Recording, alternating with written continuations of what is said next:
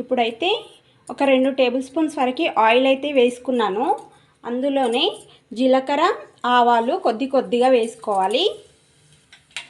అవి కొంచెం చిటపటలాడగానే ఉల్లిపాయలు అయితే వేసుకోవాలి.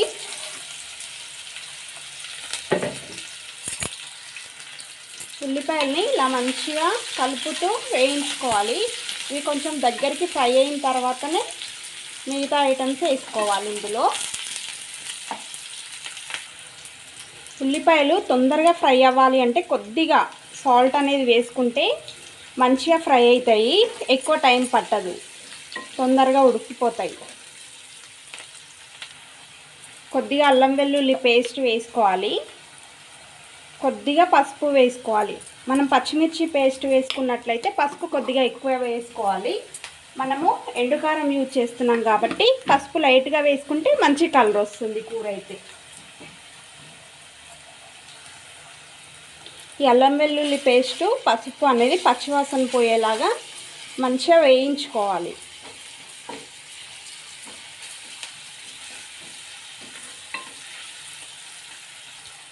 ఉల్లిపాయలను అల్లం వెల్లుల్లి పేస్ట్ బాగా వేగిపోయింది కదా. ఇప్పుడు ఈ గోకరకాయ ముక్కలు ఇవైతే నేను సన్నగా కట్ చేసుకున్నాను. కట్ చేసుకొని ఒకసారి వాష్ చేసుకొని ఇలా ఉడికించుకొని పక్కన పెట్టేసుకున్నాను. మనకు ప్రాసెస్ అనేది ఈజీగా అయిపోతుంది ఇలా చేసుకుంటే. ఇదంతా కూడా మంచిగా కలిపేసుకోవాలి. మనం అల్లం వెల్లుల్లి పేస్ట్ వేసాం కాబట్టి అది కొంచెం మాడకుండా ఉండాలి అంటే ఇవి బాగా కలుపుకుంటే గోరుచిక్కుడుకాయ ముక్కల్లో ఉన్న వాటర్ అనేది కిందికి రిలీజ్ అవుతుందన్నమాట. ఇదంతా కూడా బాగా కలిపేసుకున్న తర్వాత మళ్ళీ కలుద్దాం. గోరుచిక్కుడుకాయ ముక్కలు వేసుకోగానే మనకు వాటర్ రిలీజ్ అవుతుంది కదా. వాటర్ అంతా కూడా మళ్ళీ డ్రై అయిపోయేలాగా అంటే వేడికి ఇంకిపోయేలాగా అయిపోయినంత వరకు మనం ఇలా కలుపుతూ ఫ్రై చేసుకోవాలి ఈ ముక్కలన్నీ కూడా. ఇప్పుడు మనకు ఈ ముక్కల్లో ఉన్న వాటర్ అంతా కూడా దగ్గర పడిపోయింది, అంతా ఇంకిపోయింది కదా. జస్ట్ ఆయిల్ పైకి తేలింది. ఇప్పుడు మాత్రం మనము ఇందులో ఒక 2 స్పూన్స్ వరకు కారం వేసుకుంటున్నాను.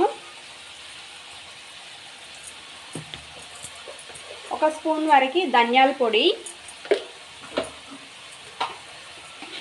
టేస్ట్కు సరిపడా సాల్ట్ వేసుకోవాలి. దీనిపైనే ఇప్పుడు కొంచెం కొత్తిమీర, పుదీనా కట్ చేసుకున్నది వేసుకున్నాను. ఇదంతా కూడా ప్రతి పీస్కి పట్టే విధంగా బాగా కలిపేసుకొని మంచిగా ఒక 5 నిమిషాల పాటు మీడియం ఫ్లేమ్లో వేయించుకుంటే మంచి టేస్ట్ అనేది వస్తుంది. ఇంకా ఎక్స్ట్రా కావాలి అనుకుంటే కొబ్బరి ఇష్టం ఉన్న వాళ్ళు ఎండు కొబ్బరి పౌడర్ కూడా వేసుకోవచ్చు. అది ఇంకా టేస్ట్ ఉంటుంది. అది వేరే ప్రాసెస్ అన్నమాట.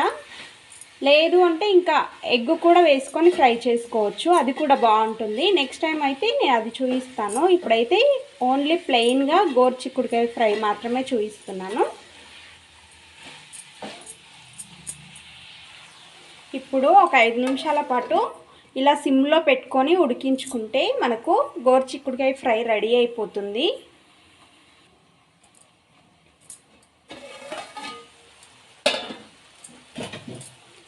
ఇప్పుడైతే ఇందులో ఉన్న వాటర్ అంతా పోయి బాగా ఫ్రై అయిపోయింది. మొత్తం ఆయిల్గా అయ్యింది కర్రీ అయితే. ఇలా ఫ్రై చేసుకున్నట్లయితే గోరుచిక్కుడుకాయ చాలా అంటే చాలా టేస్టీగా ఉంటుంది. ఈ వీడియో నచ్చితే లైక్ చేసి సబ్స్క్రైబ్ చేసుకొని ఎలాంటి వీడియోస్ అనేది ఎలాంటి రెసిపీస్ పోస్ట్ చేయాలన్నది కింద కామెంట్ సెక్షన్లో కామెంట్ చేయండి. దాన్ని బట్టి నేను రెసిపీస్ అనేది పోస్ట్ చేస్తూ ఉంటాను. మన ఛానల్ని సబ్స్క్రైబ్ చేసుకోవడం అస్సలు మర్చిపోకండి.